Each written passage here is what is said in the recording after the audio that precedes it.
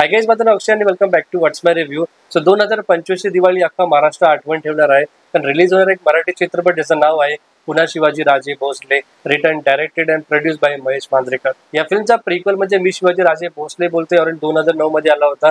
Starring Mahesh Manjrekar sir as Chhatrapati Shivaji Maharaj and Sachin Khedekar as Dinkar Maruti Bhosale. या फिल्मचा prequel Dinkar Bhosale आणि गोसाल्या बिल्डर बद्दल होता. प्लस मराठी माणसाच्या हक्काविषयी सुद्धा बऱ्याच गोष्टी या फिल्म मध्ये दाखवले गेले होते. पण या फिल्मचा सिक्वल म्हणजे पुन्हा शिवाजी राजे भोसलेचा पार्ट 1 शी काही कनेक्शन नाही.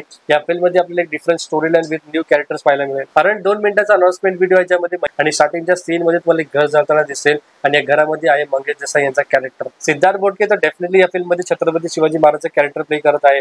पण या फिल्मची मेन स्टोरी लाईन असेल त्रिशा तोसर आणि भार्गव जगताप या दोघांच्या कॅरेक्टर बद्दल. जर तुम्हाला माहिती नसेल त्रिशा तोसर आणि भार्गव जगताप हे कोण आहेत, तुम्ही आत्ताच्या आत्ता जाऊन नाळ 2 हा सिनेमा बघा.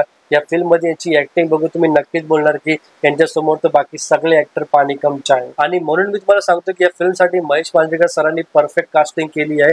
या दोन्ही चाइल्ड ऍक्टर साठी मी या cinema first day first show तर नक्कीच बघणार. प्लस यावेळेस सिक्वल साठी महेश मांजरेकर सरांनी महाराष्ट्रातील शेतकरी आणि त्यांच्या आर्थिक परिस्थितीबद्दलचा विषय निवडला आहे. आणि आय थिंक इथे हा सिनेमा Tier 1, Tier 2, Tier 3 सिटीच्या ऑडियन्स पर्यंत नक्कीच पोहोचेल. आता या फिल्मचे रायटर, डायरेक्टर आणि प्रोड्युसर स्वतः महेश मांजरेकर सर आहेत.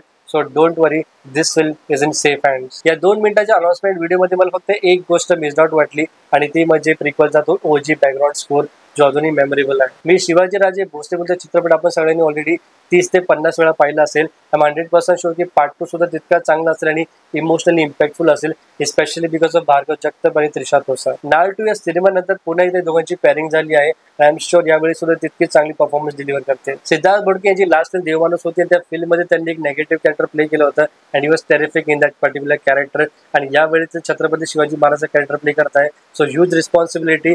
प्लस महेश मांजरेकर सरांना रिप्लेस करणे Chhatrapati Shivaji Maharaj is a very difficult job. Honestly फिल्मच्या अनाउन्समेंट व्हिडिओमध्ये मला हा वाला सीन सर्वात बेस्ट वाटला. आणि त्यानंतर तो टीजरचा एंडिंग शॉट जिथे त्यांची डायलॉग डिलिव्हरी, त्यांची स्क्रीन प्रेझेन्स वॉज टेरिफिक. हा पर्टिक्युलर शॉट बघून आपण इझिली अनालाइज करू शकतो की या फिल्म मध्ये आपल्याला ऍक्शन सुद्धा पाहायला मिळेल. नॉस्टॅल्जियामुळे हा सिनेमा बॉक्स ऑफिस वरती तर नक्कीच चालेल.